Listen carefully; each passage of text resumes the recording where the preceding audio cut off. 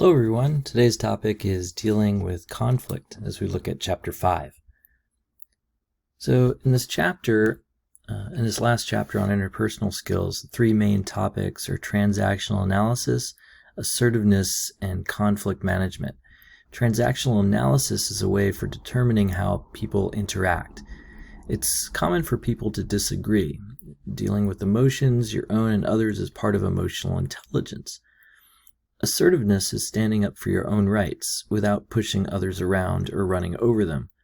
Conflict management is a critical skill in developing successful and productive. In this chapter, we'll learn about the three ego states of transactional analysis, the three types of transactions, the difference between passive, aggressive, and assertive behaviors, the 4 steps to assertiveness, when and how to use conflict management, and the steps of initiating, responding to, and mediating conflict resolutions. Transactional analysis is a method of understanding behavior in interpersonal situations. You can view the International Transactional Analysis Association at the website listed here, itaaworld-org.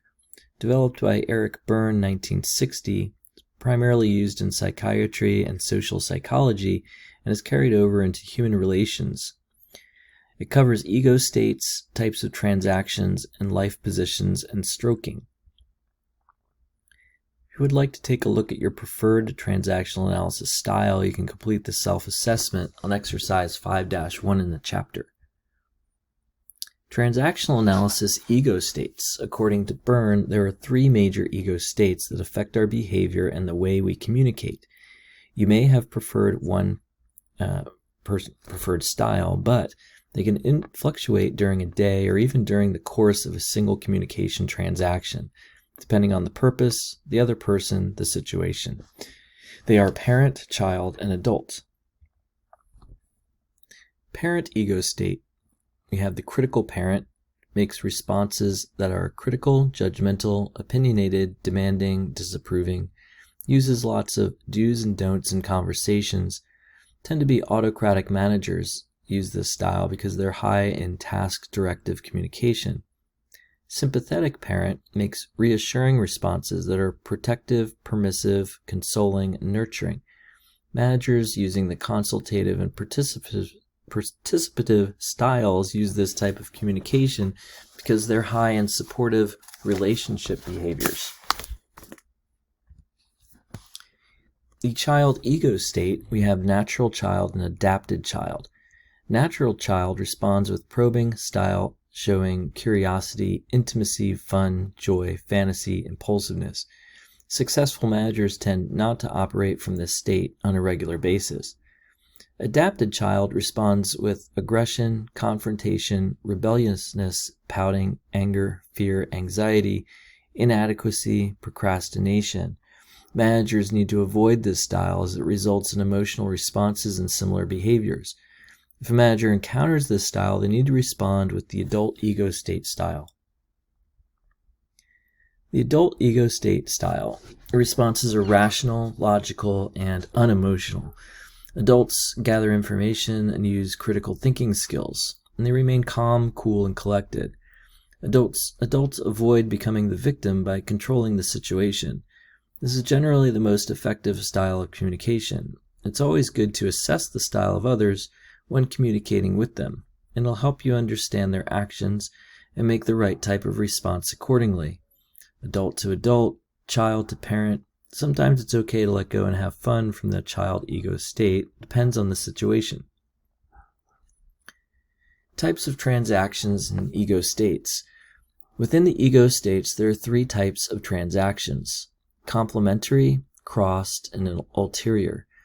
Complementary, where you have support each other. When the sender of the message gets the intended response from the receiver, generally the most effective communication with less hurt feelings and confrontations.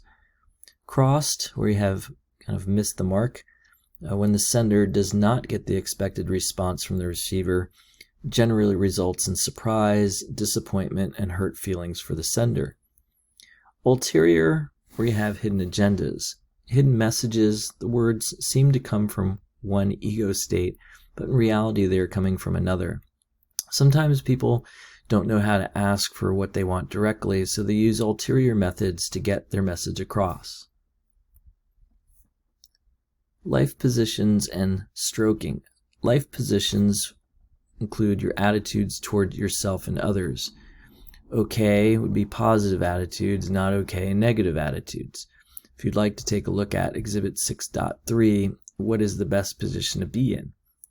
Stroking includes any behavior that implies recognition of another's presence. We all need validation.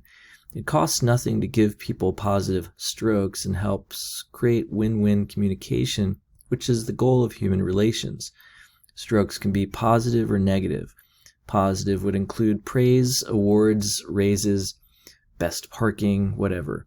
Negative would include tearing someone down, ignoring their value and contributions, or being hurtful. Assertiveness. There is a self-assessment you could take at 5-2. Assertiveness is the process of expressing thoughts and feelings while asking for what you want in an appropriate way. We need to avoid the traps and pitfalls of inappropriate styles of behavior that include passive behavior, aggressive behavior, passive-aggressive behavior, and assertive behavior. Passive behavior is considered inappropriate, along with aggressive behavior and passive-aggressive behavior. Appropriate behavior would be considered assertive behavior.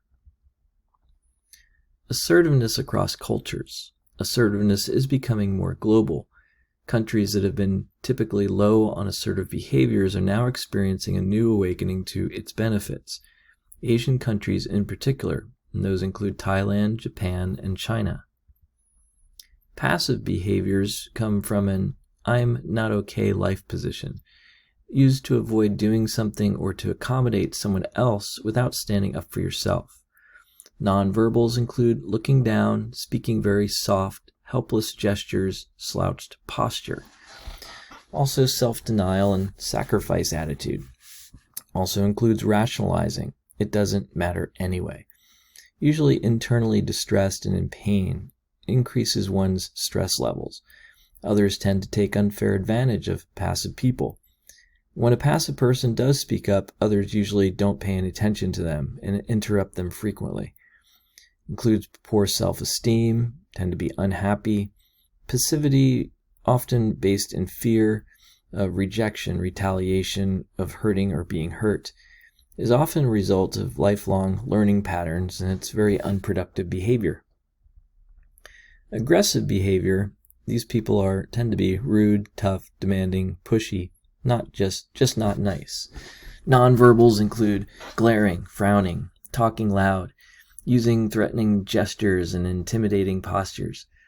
Others often just try to avoid aggressive people.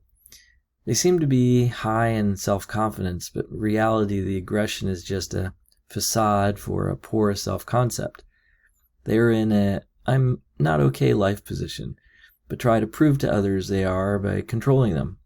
They violate others' rights to gain their own self-worth. Aggressive behavior on a regular basis is self-defeating and destructive to others and yourself. Violence is clearly aggression at its highest level. Passive-aggressive behavior is the most difficult to understand and deal with. Say one thing and do another type behavior. It's displayed in three major ways: sporadically, situationally, and stuffing hostility. Sporadically, it's aggressive one time and passive the next. You never know who is there, kind of a Jekyll or Hyde behavior. Situationally, passive during communication, then aggressive later. There's a displacement of hostility. Meek and submissive, then goes home and kicks the dog. Stuffing hostility, being passive by not addressing the issue of concern and allowing anger to build and then exploding. Passive-aggressive types. After repeated passiveness, this personality often builds up anger and becomes aggressive. Aggressive people often find themselves feeling guilty about their antisocial behaviors. The end result is hurt human relations and no effective change in the situation, a real lose-lose. Assertive behavior comes from the adult ego state, I'm okay, you're okay, life position. Assertive people protect their rights without violating the rights of others. Nonverbals include smiling, eye contact, pleasant voice, firm gestures, and erect posture. They have a positive self-image and are not threatened by others. They do not let others control their behavior, they stay calm. Being assertive wins the respect of others, and it's the best way to get what you want without hurting others. Assertiveness steps include setting an objective, determining how to create a win-win situation, developing assertive phrases, and implementing your plan persistently. In setting an objective, you want to be specific about what you want. In determining how to create a win-win, you want to assess the situation, determine what the others want, and decide how you can accomplish both. Develop assertive phrases. Practice in advance by using some of the assertive phrases offered in your text, and then implement your plan persistently. Use your plan and be consistent and persistent. Don't quit or give in. Anger and violence in the workplace. Causes, dealing with, and preventing violence. Causes of anger and violence. Anger can lead to violence, desk rage instead of road rage, yelling, verbal abuse, physical violence. Venting is non-productive and can cause escalation of anger. Psychological issues that cause anger include frustration, fear, stress, personality problems, unresolved interpersonal conflicts. Violence is often a retaliation. It can also be used to sabotage others by backstabbing, spreading false rumors. It can even result in property damage to the organization. Physical issues include crowded workspaces, noise, odors, temperature, ventilation. A hostile work environment called toxicity leads to violent behaviors as well.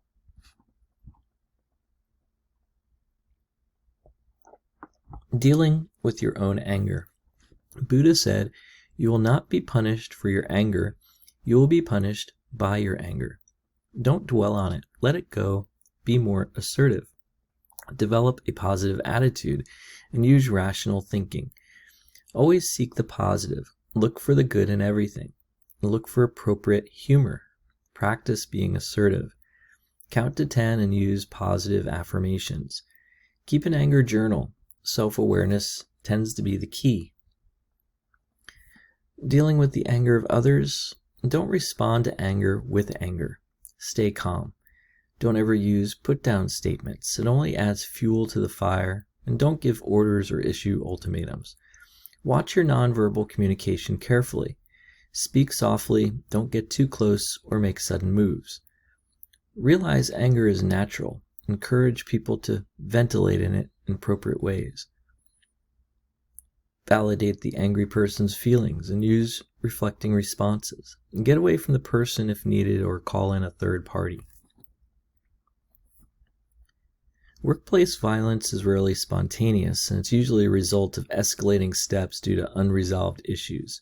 It can also be prevented if you watch for warning signs, including verbal threats, watching nonverbals, gestures, body language, watching for stalking and harassment, watching for property or damage to property, kicking desks, puncturing a wall. Watch for drug and alcohol abuse. Include the isolated employee. Alienation causes anger and can lead to retribution. Look for presence of weapons or objects that can be used as weapons. If you don't feel safe talking to someone, get third party involved. Organizational prevention of violence. Number 1 prevention is training all employees to deal with anger and how to prevent violence. It starts with a written policy and procedures in the organization's manual. Organizations should have a zero-tolerance policy. Taking immediate disciplinary action is vital, or it may spread. Don't allow managers to model violence. The organization should have a set policy for dealing with grievances, and it should be used. Screening potential employees for past or potential violence and developing a good work environment decreases violence. Demotions, firing, layoffs should be handled in a humane way. Outplacement services should be offered as well. Individual prevention is the key. Police can't come can't come until after a violent event has taken place. But keep in mind there's always potential for violence. Don't be naive to it. Never be alone with a potentially violent person. Even if you must, keep an exit between you and them. Know when to get away from them and report any troubling behavior immediately. Conflict management styles. Conflict exists whenever two or more people disagree, and it's inherent to any team or organization. Dealing with conflict is part of your emotional intelligence. Your ability to manage conflict is critical to your success.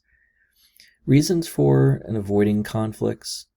Conflict arises when your expectations have not been met.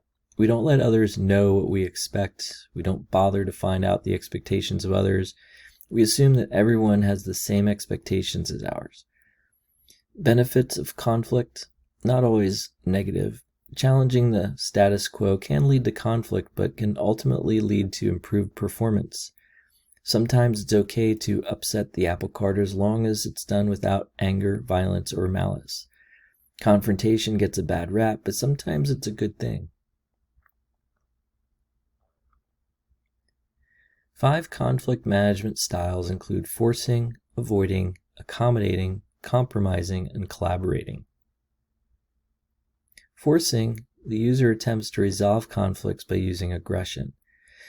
Pro is if enforcer is correct, the decision may be better than a compromise. Con is overuse can lead to hostility and resentment. Appropriate use, if the conflict is about personal differences, maintaining good relationships isn't important, or a resolution is needed immediately and there's no time to discuss or figure out what others are feeling. Avoiding, the user tries to passively ignore the conflict instead of resolving it. Pros can help keep relationships. Cons, nothing gets resolved. People tend to walk all over avoiders. Appropriate use, well, if you don't have a high stake in the conflict, if confrontation will damage a relationship, if you just don't have time to deal with it. Accommodating. Difference between avoiding and accommodating. Avoiding takes no action. Accommodating, you have to say or do something. Attempts to resolve conflict by passively giving in to the other party. Pros, relationships could be maintained. Cons, simply giving in may be counterproductive, especially if you have a better solution. Appropriate use, keeping the relationship is more important. Changes aren't important to you, but they are to others, and time to resolve issue is limited. Compromise. It's attempts to resolve through assertive give-and-take concessions. Pros, conflicts are resolved quickly and relationships are maintained. Cons, sometimes it can lead to decisions that may not be best in the long run. When is it appropriate to use? When issues are complicated and crucial and there's a clear or simple solution. All parties have strong interests in differing solutions and time is short. Collaborating. An assertive attempt to resolve conflict with the best solution agreeable to all parties, otherwise known as problem-solving style. This is really the only style that creates a win-win situation. The difference between compromise and collaboration: in compromise, someone wins and someone loses. Concessions are made by both. Collaborating means both sides win. Pros, this tends to be the best resolution. Cons, it takes more time and greater effort than any others. Appropriate to use. Keeping relationships is important. You have plenty of time and conflict is between peers. Difference between compromising and collaborating. Compromising, each party again both wins something and gives up something. Collaborating, each party agrees on a solution where they both win and no one has to give up anything. Resolving conflicts using the collaborating style. If a conflict arises and it's determined the best style for resolution is collaborating, then there are specific guidelines for using it. Initiating conflict resolution. Step 1. When beginning the collaborative style, follow these 3 steps. This means you're the one to start or initiate the process. Many times waiting too long to address problems makes them worse and makes people more defensive. Maintain ownership of the problem using the XYZ model. X equals behavior, Y equals consequences, Z equals feelings. Implement your plan persistently. It lets the other person know there is a problem. If they won't acknowledge it, keep trying. Make an agreement for change. When you finally get their attention, then make an agreement that you can both live with. Initiating conflict resolution, step 2. Implement your plan persistently. Often people do not realize there is a problem, but then approached properly, they are willing to change. You cannot resolve a problem unless both parties agree there is one to solve. Repeat your plan statement several times. Explain it in different terms if needed. Don't give up too easily. Watch for nonverbal cues. If one party is not responsive to solving the problem, appeal to common goals and point out the benefits. Step 3. Try to agree on specific actions both will take. Remember, it's collaborating and not forcing. If possible, get a commitment in writing. Responding to conflict resolution. Step 1. Listen and paraphrase the problem using the XYZ model. Step 2. Agree with some part of the problem. Step 3. Ask and or give alternatives. And step 4. Make an agreement for change. Apologize. Even if you don't think you're in the wrong, apologies are the high road to resolving conflicts. Mediating conflict resolution steps. Many times there can't be an agreement, and a third party is brought in to help reach some sort of resolution. Using the 4 mediating conflict resolution steps. Each party states their side using the XYZ model, agree on the problems, develop alternative solutions, and make an agreement for change and follow-up. What is ultimately best? A situational viewpoint points out that there is not any best way to resolve conflicts. It all depends on the needs of the parties at the time and what style best meets the needs of the particular type of conflict. Being able to make the correct call is what makes a successful resolution.